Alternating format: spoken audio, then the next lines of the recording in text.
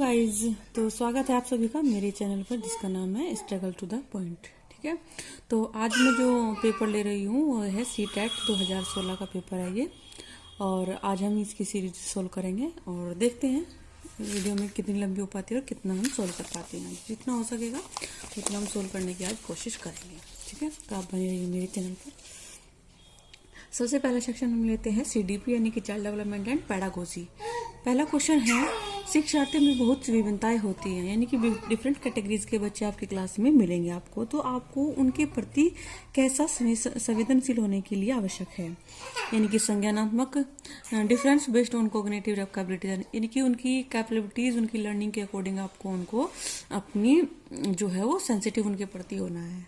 दूसरा है भाषा जाति समुदाय और समुदाय की विविधता पर आधारित भिन्नताएं।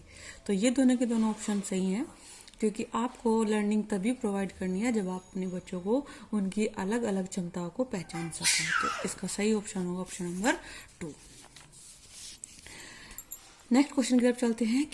केवल कागज पेंसिल चार्टों द्वारा आकलन। कैसा आकलन होता है? अगर आप कागज पेंसिल या पेपर पेन के थ्रू होते हैं, पेपर पेन जो पेपर होता है वो मतलब किस तरह का आपको इवोल्यूशन समझा जाएगा, कैसा इवोल्यूशन आप उसको मान सकते हैं। सबसे पहला समग्र में तो सब कुछ आता है, पेपर पेंसिल भी आता है, पर्सनैलिटी टेस्ट भी आता है, और जो फेस टू फेस आप बच्चे से पूछते हैं वो भी आता है। समग्र मूल्यांकन उसमें आता है। निरंतर नहीं हो सकता। सकल यानी कि प्रोमोट्स होलिस्टिक, एक अच्छे बेहतर आकलन की तरफ जो है वो आपको प्रमोट करना। तो ये क्या है, केवल अगर कागज पेंसिल से आपकी इवैल्यूएशन कर रहे हैं बच्चे का, तो वो केवल एक आकलन को सीमित कर देता है। तो इसका बेस्ट ऑप्शन होगा ऑप्शन नंबर 4। नेक्स्ट क्वेश्चन है, देख लीजिए क्वेश्चन नंबर 3। माध्यमिक विद्यालय की कक्षा में शिक्षिका के पास एक बाध्य। देखो यहाँ पे अगर आपको हिंदी में समझ नहीं आ रहा कोई भी वर्ड, तो ये गलती मत कीजिए कि आप उसको ऑप्शन गलत जो है वो लगा के आ जाए। आप इंग्लिश में जाइए, आपको क्लियरली जो है वो शब्द आपको समझ में आ जाएगा। यहाँ लिखा हेयरिंग इम्पेयर्ड, यानी कि वो बच्चा जो है सुनने में बाधा है उसको और वो सुन नहीं सकता। तो उसके प्रति आपको क्या करना चाहिए? सबसे पहले उसके प्रति संकेत करें कि वो बच्चा बार बार नहीं कर पा रहा है, ऐसा कहाँ है। बच्चे को डांट फटकार वाला ऐसा ऑप्शन तो आपको चुनना नहीं है जहाँ बच्चे को कोई भी हार्म या कोई भी कठिनाई बच्चे को फेस करनी पड़े। वहाँ पे आपको कोई ऑप्शन जो है वो CTET के लिए चूज नहीं करना है। आगे क्वेश्चन ऑप्शन नंबर 3 है, विद्यालय काउंसलर से कहें कि जो उसके अभिभावकों से बात करे और उसे विद्यालय से हटाने के लिए। ये कहाँ का ऑप्शन है भाई? विद्यालय से हटाने का कौन सा आपको सॉल्यूशन मिल जाएगा? ऑप्शन नंबर 4 है कि वह बच्चे से उस स्थान पर बैठने को कहे जहाँ शिक्षिका के होठ, यानी कि अगर हमारे एक्सप्रेशन उसको अच्छे से समझ आ रहे हैं उस जगह पर आपको उस बच्चे को बिठाना चाहिए। तो क्वेश्चन नंबर 3 का सही ऑप्शन होगा ऑप्शन नंबर 4। क्वेश्चन नंबर 4 की तरफ चलते हैं। ये है, एक शिक्षक समाज के वंचित वर्ग का मतलब होता है डिसएडवांटेज्ड सेक्शंस, यानी कि जो मतलब कुछ सुविधाओं से वंचित रह जाते हैं, आवश्यकता को प्रभावपूर्ण तरीके से कैसे पूरा करा सकते हैं। उन्हें कक्षा में अलग अलग स्थान पर बैठाकर ताकि वे अन्य बच्चों से मिलजुल न करें, ये गलत ऑप्शन है। उस बच्चों को वंचित पृष्ठभूमि के बच्चे सहानुभूतिपूर्ण करने के लिए, ये हो सकता है, आगे देखेंगे, पहले उससे देखते हैं। कक्षा में प्रत्येक बच्चे की आवश्यकता अनुसार उसका शिक्षण कौशल अपनाकर, या उनकी पृष्ठभूमि की उपेक्षा करके और उन्हें विद्यालय में कार्य करने के लिए कहकर। उनकी पृष्ठभूमि की उपेक्षा करने का तो ऑप्शन आपको कभी भी चूज नहीं करना है, तो हम इन दोनों में से चूज करना है। तो इसमें क्या है कि उन्हें सहानुभूति जो है दूसरे बच्चों को कहना है कि इस पृष्ठभूमि के बच्चों को भी आपको सहानुभूतिपूर्ण तरीके से ही आपको जो है वो व्यवहार करना है। ठीक है, तो इसका सही ऑप्शन होगा ऑप्शन नंबर 2। क्वेश्चन नंबर 5, अधिगम नियोग्यता वाले बच्चे क्या होते हैं? अधिगम यानी कि लर्निंग डिसेबिलिटी जो होती है, वे बच्चे क्या करते हैं, कैसे होते हैं? कुछ नहीं सीख सकते।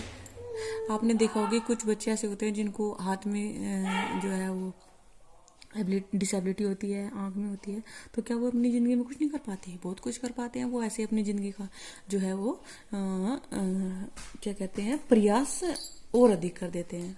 ओके, तो अधिगम के कुछ पक्षों में संघर्ष, देखो कुछ ना कुछ पक्षों में, जैसे किसी का हाथ टूट गया है, हाथ कमजोर है या हाथ नहीं उठ पा रहा है, तो क्या करेंगे वो बच्चे? दूसरे हाथ से प्रयास करेंगे या फिर पैर से लिखने का प्रयास करेंगे, लेकिन कुछ जगह तो वो संघर्ष करेंगे ना।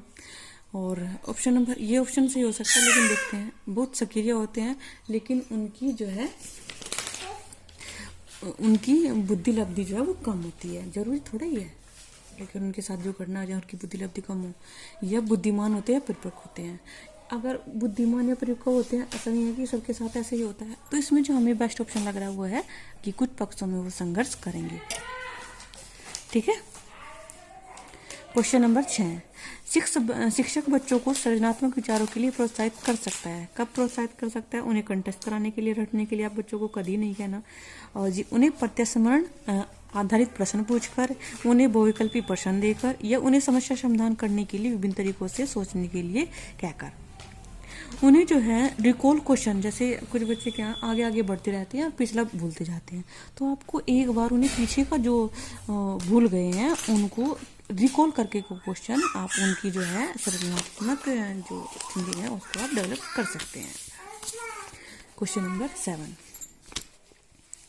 क्वेश्चन नंबर 7 ये कह रहा है कि विशेष आवश्यकता वाले स्पेशल नीड जो बच्चे होते हैं उन्हें व्यवहार करने के लिए निम्नलिखित दार्शनिक दृष्टिकोणों में से किन का अनुसरण किया जाना चाहिए? कैसे? ऑप्शन नंबर ए है कि उन्हें पृथक करने की शिक्षा किसी भिन्न शैक्षिक संस्थाओं में होनी चाहिए। कैसे? आप कह सकते हैं कि उन्हें अलग अलग संस्थान में अलग अलग शिक्षा प्रदान की जाएगी। उन्हें केवल आवश्यक, आप उन्हें कैसे कमर्शियल या वोकेशनल दे सकते हैं ट्रेनिंग। उन्हें समावेशी शिक्षा जो है अगर आपको मिल जाए ऑप्शन में, ये ट्रिक है, अगर समावेशी शिक्षा आपको मिल जाए ऑप्शन में तो आंख बंद करके उसमें आपको ऑप्शन चूज कर लेना है। तो इसका बेस्ट ऑप्शन हम देखने के नहीं कोई हो, इसका बेस्ट ऑप्शन होगा ऑप्शन नंबर 3। अब चलते हैं 8 की तरफ। अधिगम केंद्रित, यानी कि लर्निंग सेंटर्ड, लर्नर सेंटर्ड जो है अप्रोच, उसका मीन्स क्या होता है? क्या होता है उसका मीन्स? कि शिक्षक अधिगमकर्ता के लिए स्वयं निष्कर्ष निकाल देते हैं। अगर शिक्षक ही सोल्व कर देंगे क्वेश्चन तो फिर स्टूडेंट का क्या रोल है क्लास में? अगर जो ट्रेडिशनल लेक्चर्स हैं उनको आप कैसे हैंडल करेंगे?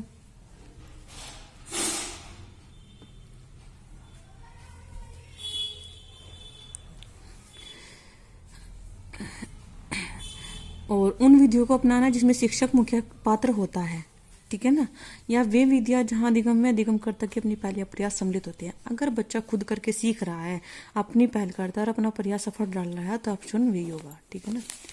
देखो सीटेट का बस एक मेन जो डिफिकल्टीज होती है वो ये होती है कि उसकी लैंग्वेज ऐसी होती है कि समझ मिलने में थोड़ा सा समय लगता है। तो आपको क्लियरली ऑप्शन, या तो आप इंग्लिश के पार्ट की तरफ जाइए, उसमें आप क्लियरली जो है वो ऑप्शन में मिल जाते हैं, या फिर आपको थोड़ी ही समझता के तौर पे जो है वो थोड़ा सा प्रयास करना है। ओके। और बच्चे को हमेशा कहते हैं ना, जो सरकार जहाँ सफल होती है वहाँ लोकतांत्रिक शासन अगर हो वहाँ सरकार सफल होती है। अगर जैसे अगर सत्तावादी सरकार आ जाए तो जनता का तो कोई रोल ही नहीं रहेगा। तो यहाँ पे जो जनता का रोल है वो हमारे स्टूडेंट्स प्ले करते हैं। अगर हमारे स्टूडेंट्स हमारी क्लास या हमारी जो टीचिंग से सेटिस्फाई हैं तो हमारा जो रिजल्ट है वो सबसे बेहतर आएगा। ओके। क्वेश्चन नंबर 9, निम्नलिखित में से कौन सा सीखने के लिए जो है वो प्रमुख है? क्या?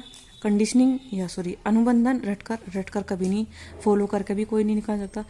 अर्थ निर्माण हो सकता है, लेकिन उससे बेस्ट ऑप्शन आपको क्लास की कंडीशन समझ में आ गई कि आपकी क्लास में किस किस तरह के बच्चे हैं, तो आप उनको वैसे ही लर्निंग प्रोवाइड करने में जो है वो ज़्यादा सफल होंगे। ओके। तो यहाँ पे ऑप्शन होगा अनुबंधन।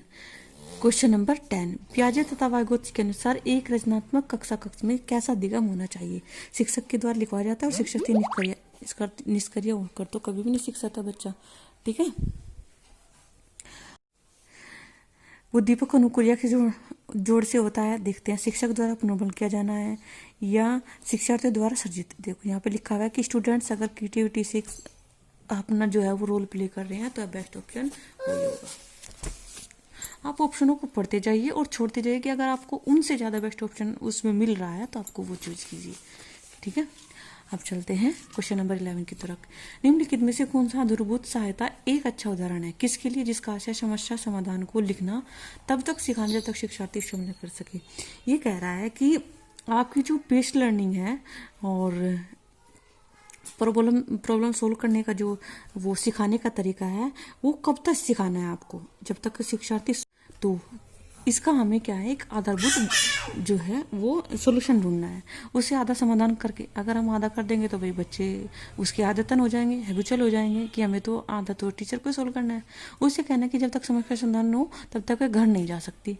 अब चलते हैं क्वेश्चन नंबर 11।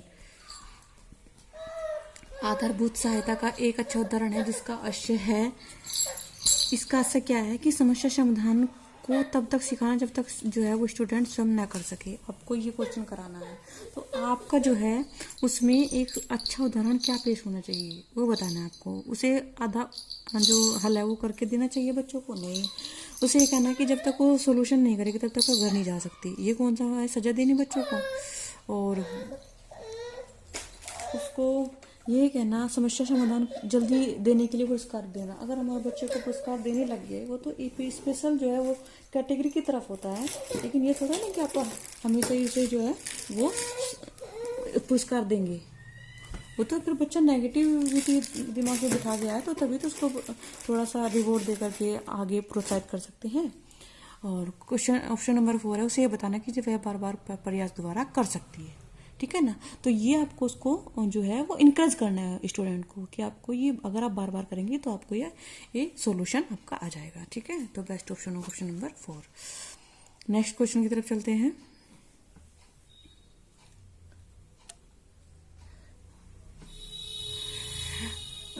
Question number 12। आपकी कक्षा में सीखने की विविध शैलियों वाले बच्चे हैं, तो उनका आकलन करने के लिए आपको उन्हें क्या करना चाहिए? अगर आपको विभिन्न शैलियाँ होंगे तो ऑब्वियसली बात है कि आपको उन्हें डिफरेंट टाइप के जो है उनको लर्निंग देनी होगी और डिफरेंट तरह से आपको उनको एग्जामिन करना होगा। तो क्या होगा, जैसे बच्चे ऐसे उनका परीक्षण, तो विविध प्रकार के कार्य और परीक्षण देने होंगे। लेकिन फिर भी हम देख लेते हैं कि परीक्षण पूरे करने के लिए एक समान कैसे दे सकते हैं जब डिफरेंट कैटेगरीज के आपकी क्लास में बच्चे हैं। समान उन्देश देंगे ताकि बच्चों द्वारा परीक्षण में प्राप्त अंकों के अनुसार को नामित करेंगे। कैसे समान उन्देश कैसे दे सकते हैं जब डिफरेंट शैली के बच्चे हैं, और कार्य और परीक्षण को एक समान सेट देंगे। एक जब उनकी शैली डिफरेंट हो गई तो आप उनको एक समान कैसे दे सकते हैं। नेक्स्ट क्वेश्चन की तरफ चल सकते हैं। Question number 13। आजकल बच्चों को गलत धारणाओं की वैकल्पिक धारणा कहने की एक प्रवृत्ति है। इसे कहा जा सकता है, क्या कहा जा सकता है इसे, कि बच्चों की शैलियों की व्याख्या करने के लिए मनिहारी शब्दों का प्रयोग। बच्चों को अगर हम चिकनी चुपड़ी बातें करने लगे तो बच्चे क्या करेंगे, ये तो इसका तो काम ही यही है भैया, ये पढ़ाना वढ़ाने से कुछ नहीं है। और ऑप्शन नंबर 2, बच्चों की उनकी सोच में प्रौढ़ों के समान मानना। कुछ हर जगह थोड़े बच्चे बड़ों के समान होते हैं। और क्वेश्चन ऑप्शन नंबर 3, बच्चों की समझ में सूक्ष्म भेद करना और उनका अपने सीखने के प्रति निष्क्रिय का तो ऑप्शन आपको छोड़ देना है, उसे दोबारा पढ़ना ही नहीं है। पहचाना कि बच्चे सोच सकते हैं और उनकी सोच प्रौढ़ों से भिन्न होती है। ठीक है ना, उन्हें ये चीज बताना कि उनकी जो सोच है वो जो बुजुर्ग होती है उनसे भिन्न है। क्वेश्चन नंबर 14 की तरफ चलते हैं। तो क्या कहता है 14, निम्नलिखित में से कौन सा एक माध्यमिक विद्यालय कक्ष में एक शिक्षक की भूमिका का सर्वोत्तम वर्णन करता है।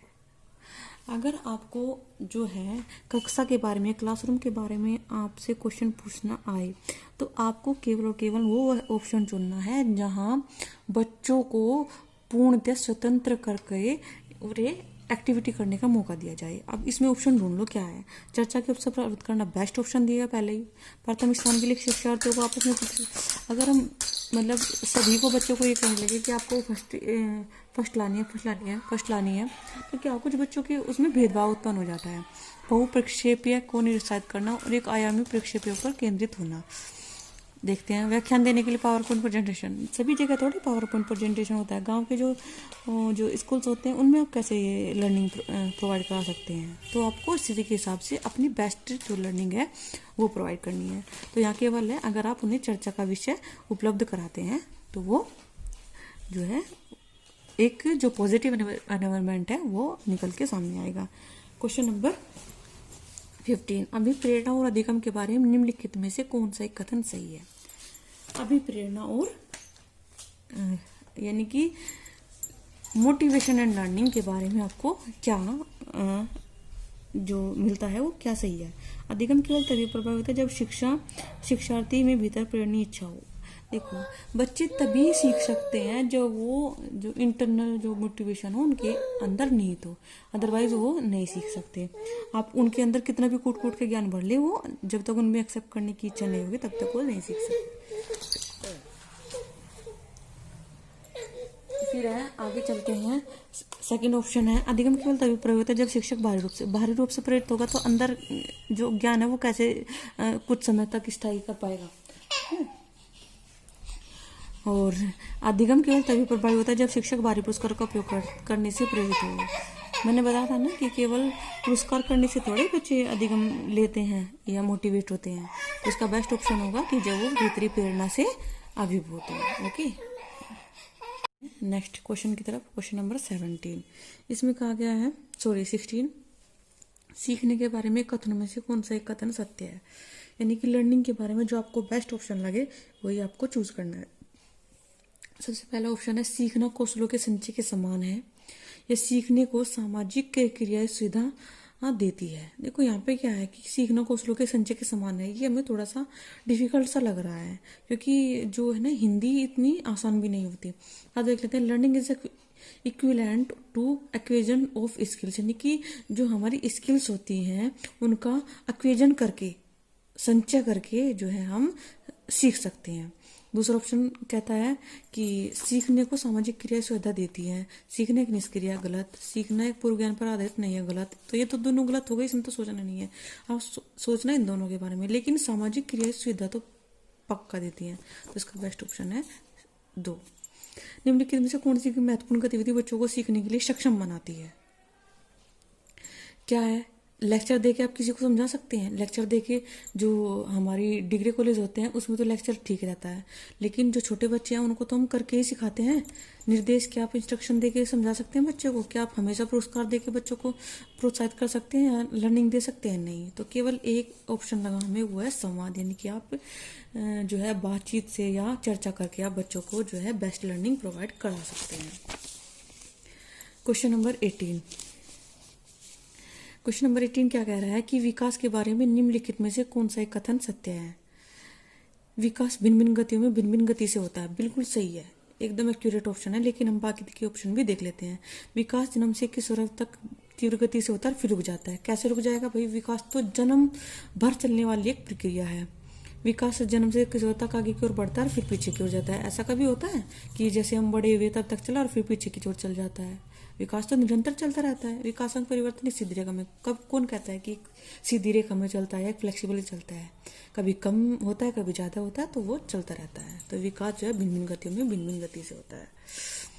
मध्य बचपन की अवधि, आप देख लीजिए, जो मध्य बचपन की अवधि किसे कहते हैं? ये जो बाल्यावस्था होती है, बाल्यावस्था में आप पूरी स्टेज जान लीजिए। जैसे शैशवावस्था जन्म से लेके 2 वर्ष तक होती है, फिर 3 जो बाल्यावस्था होती है वो 3 से लेके 11 तक होती है। अभी जो बाल्यावस्था, बाल्य के बाद आता है किशोरावस्था, ये आता है 12 के बाद किशोरावस्था, 12 से 18 तक, और फिर आती है प्रौढ़ावस्था, यानी कि 19 से जन्म भर, ओके, जीवन पर्यंत चलने वाली।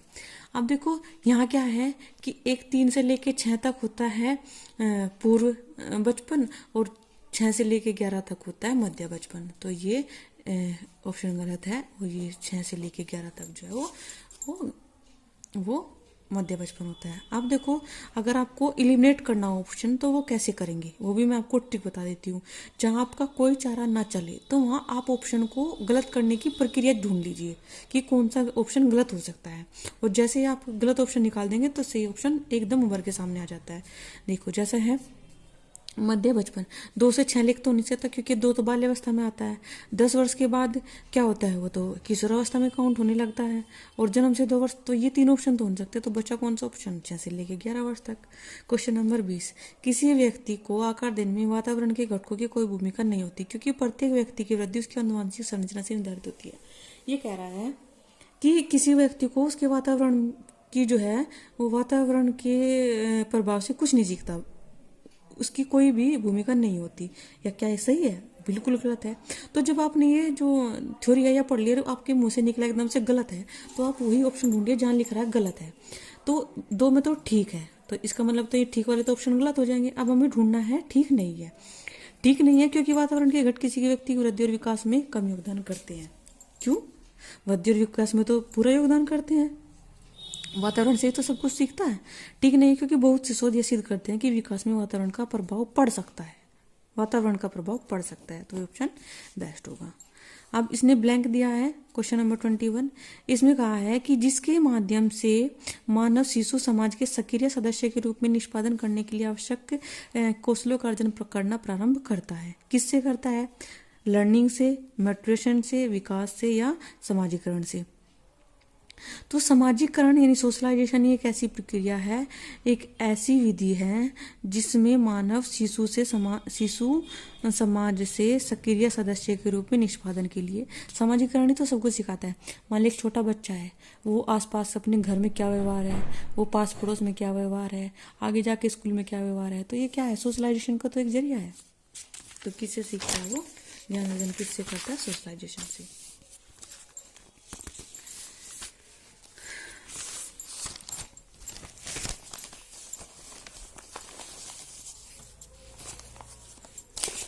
Question number 22। पियाजे के अनुसार विकास को प्रभावित करने में किन किन कारकों की भूमिका महत्वपूर्ण होती है? तो एक तो होता है फॉलो। देखो, फॉलो जो अनुकरण होता है, ये जो है बाल्यावस्था में सबसे ज्यादा होता है, अनुकरण का जो प्रक्रिया होती है। ठीक है, लेकिन ये तो नहीं है कि हमेशा बच्चा बाल्यावस्था से किशोरावस्था में नहीं आएगा, है ना। वो तो केवल एक स्टेज है कि वो फॉलो करता है, लेकिन केवल एक स्टेज तक ही तो सीमित है वो। पुनर्बलन रीइंफोर्समेंट हम तब देते हैं जब बच्चा नेगेटिविटी से गुजरता है, या फिर आप उसे और मोटिवेट करते हैं कि आगे वो और अच्छा करे। लैंग्वेज क्या है? को वो पियाजे के अनुसार बता रहा है कि पियाजे के अनुसार जो है उसने क्या है, जो समाज से सीखता है, एक्सपीरियंस विद फिजिकल वर्ल्ड, यानी कि जो खुद कहते हैं कि एक खुद उसमें निहित होकर के सब कुछ सीखता है, उसी को भौतिक फिजिकली जो टच से वो सीखता है, वही क्या होता है, सबसे महत्वपूर्ण विकास को प्रभावित करने वाला कारक है। फिजिकल टच कैसे समझ लें? कि आप कहीं पे साक्षात मौजूद है, इसका एक बिल्कुल सिंपल जो समझने का तरीका है वो साक्षात मौजूद है। कुछ चीजें देखकर सीखते हैं, कुछ चीजें आप क्या करते हैं, सुनकर सीखते हैं, तो कुछ चीजें आप फॉलो करके सीखते हैं। तो आप जो साक्षात करके सीखते हैं उसी को हम भौतिक विश्व के साथ, अनुभव के साथ सीखते हैं। Question number 23। पूर्व संक्रियात्मक काल में आने वाली संज्ञात्मक योग्यता क्या है? पहला ऑप्शन है लक्ष्य उद्दिष्ट व्यवहार की योग्यता, या दूसरे के, अच्छा देखो ये ऑप्शन मुझे थोड़ी सी डिफिकल्ट लग रही है हिंदी में पढ़ने में, तो मैं से इंग्लिश की तरफ चलती हूँ। इंग्लिश में क्या है कि cognitive ability to the comes in pre operational period में कौन सी होती है? Cognitive ability to goal directed behaviour, यानी कि एक ऐसी योग्यता जो अपने जो लक्ष्य है उसको पाने के लिए एक व्यवहार के रूप में जो योग्यता रखती है। या ability to take others perspective, तुम्हें दूसरे से क्या मतलब है? या हाइपोथेटिको डिटेक्टिव थिंकिंग, इससे थोड़े काम चल जाएगा कि हाइपोथेटिकल से काम चल जाएगा। एबिलिटी टू एब्स्ट्रैक्ट थिंकिंग, मूड चिंतन की थी, तो सबसे बेस्ट ऑप्शन होगा इसमें ability to goal directed behaviour, अपने लक्ष्य को पाने के लिए योग्यता। Question number 24। निम्नलिखित में से किसी एक जोड़े का मिलान ठीक होगा? देखो, इसमें क्या है कि जब हम बीएड कर रहे थे तो हमें क्या है कि एक जो है एक चैप्टर आता है जिसमें हम दूसरों, जो हमारे जैसे मान लीजिए कि कोई फिल्म स्टार है ना, कोई एक्ट्रेस है या कोई एक्टर है, हम उसको फॉलो करने की कोशिश करते हैं, उसके जैसा बनने का प्रयास करते हैं, तो हम उसकी जो इमेज है वो अपने दिमाग में सेट कर लेते हैं। वही इस ऑप्शन में दिया गया है कि अच्छा लड़का व अच्छी लड़की अभिविन्यास अच्छा बनकर कोई भी स्वीकृति प्राप्त कर सकता है ना, प्राप्त करता है। तो वही बात है ना कि उसने अपनी जो है वो इमेज सेट कर ली है। ओके, और नियम और आदेश अभिविन्यास मानविक मूल्यों के आधार पर नैतिक सिद्धांत स्वयं चुने जाते हैं। यह सामाजिक संविदा अधिविन्यास किसी कार्य के भौतिक परिणाम निर्धारित करते कि वे अच्छा या बुरा है, गलत। दंड देना गलत। तो क्या हो इसमें, वह एक लड़का और लड़की अपने अकॉर्डिंग एक जो कहते हैं कि इफेक्टिव पर्सनालिटी है उसमें अपनी दिमाग में इमेज सेट कर लेते हैं, उसके जैसा बनने का प्रयास करते हैं। क्वेश्चन नंबर 25, वाइगोत्स्की संतुति के अनुसार बच्चों की व्यक्तिगत महत्व यानी पर्सनालिटी ये जो है वो प्राइवेट स्पीच क्या होती है ना, वाइगोत्स्की के अनुसार प्रस्तुत करते हैं कि बच्चे अपने घर से प्यार करते हैं, अपने आप से प्यार करते हैं, गलत। स्पष्ट करते हैं कि बच्चे अपने कार्यों के निर्देशन के लिए भाषा का उपयोग करते हैं, ये सोचते हैं चलो छोड़ देते हैं थोड़े वक्त के लिए। प्रदर्शित करते हैं कि बच्चे बुद्धू होते हैं, गलत। बच्चों को बुद्धि होंगे तो फिर भी सीखेंगे कैसे, है ना, अपनी जो स्पीच है वो कैसे देंगे। या फिर स्पष्ट करती है कि बच्चे हम केंद्रित होते हैं, तो इसमें बेस्ट ऑप्शन क्या होगा, स्पष्ट करते हैं कि बच्चे अपने ही कार्यों के निर्देशन के लिए अपनी भाषा का प्रयोग करते हैं। Illustrates that children use speech to guide their own actions, यानी कि अपने एक्शंस को, अपनी गतिविधि को प्रदर्शित करने के लिए अपनी भाषा का प्रयोग करते हैं, बेस्ट ऑप्शन है।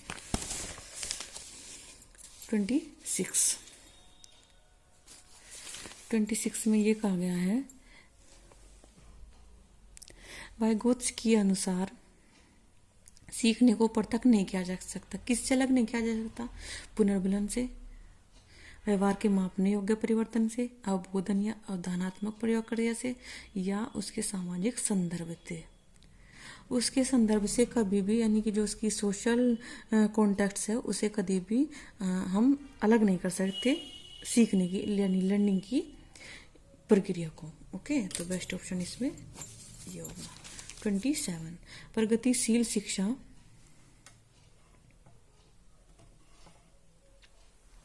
प्रगतिशील शिक्षा से अपरिहार्य की कक्षा कक्ष है।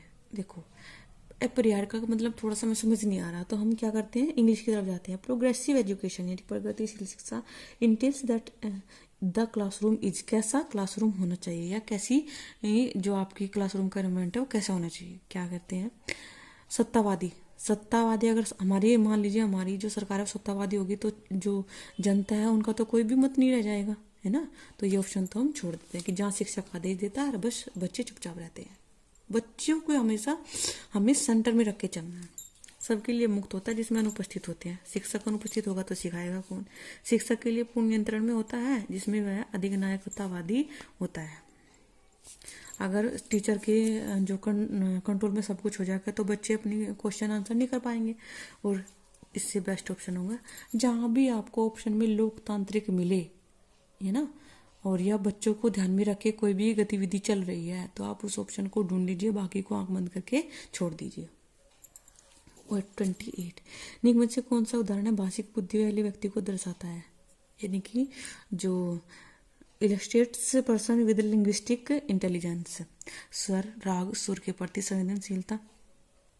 जरूरी थोड़ा ही है कि जो मतलब जो लिंग्विस्टिक इंटेलिजेंस है वो केवल उसे केवल गाना ही गाना आता हो या सुर राग ही प्रदर्शित करता हो।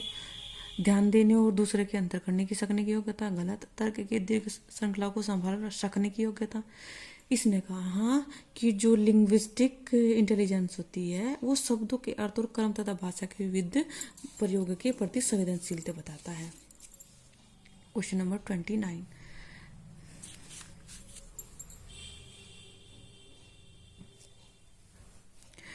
हमारी विचार प्रक्रिया को पूरी तरह से नियंत्रित करती है, हमारी विचार प्रक्रिया को प्रभावित करती है, हम विचार प्रक्रिया का निर्धारण नहीं कर पाती, विचार प्रक्रिया को प्रभावित नहीं करती। देखो ये दो ऑप्शन तो नहीं होती। जब भाषा है तो हमारी जो थिंकिंग है उसको तो डेवलप करेगी, इफेक्ट तो करेगी उसको, तो नियंत्रित करती है ये तो गलत है। कंट्रोल हमारी जो लैंग्वेज है वो हमारे बोलने पर थोड़ी कंट्रोल करेगी, वो तो एक प्रक्रिया को ही तो प्रभावित करती है। तो best option second. Question number 30, कक्षा 8 की एक पाठ्य पुस्तक में इस प्रकार के चित्र दर्शाए गए हैं कि शिक्षिका तो घरेलू काम करने वाली है और करने वाली महिला के रूप में, जबकि डॉक्टर पायलट के रूप में पुरुष। ये क्या है भाई, आजकल आपने देखा होगा अवनी चतुर्वेदी है वो फ्लाइंग पायलट है, अभी 3 साल पहले ही न्यूज आई थी। तो ये थोड़ा है ना कि यहाँ जो एक लेडीज है वो केवल घरेलू काम करेगी, आजकल लेडीज़ बहुत आगे आगे तक, हमारी जो प्रतिभा पाटिल राष्ट्रपति पूर्व राष्ट्रपति रह चुकी है। तो हर क्षेत्र में लड़कियों को आगे बढ़ाया गया है, थोड़ा ही ना।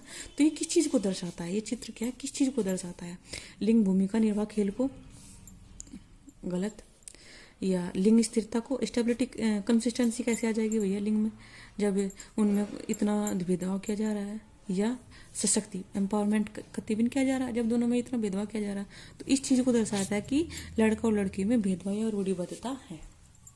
तो आज का जो हमारा सेक्शन है वो CDP यानी कि चाइल्ड डेवलपमेंट एंड पेडागोजी का कंप्लीट होता है। उम्मीद है आप लोगों को ये वीडियो पसंद आई होगी, और प्लीज़ कमेंट कीजिए अगर आपको कहीं भी सुधार की ज़रूरत है या आपको लगे कि थोड़ा बेस्ट हो सकता है, और आपके कमेंट का हमेशा से हमें इंतज़ार रहता है। सो प्लीज़ हमारी वीडियो को शेयर कीजिए ज़्यादा से ज़्यादा, और प्लीज़ सब्सक्राइब कीजिए। Thank you. नेक्स्ट हमारी जो सेक्शन होगा वो मैथ्स होगा।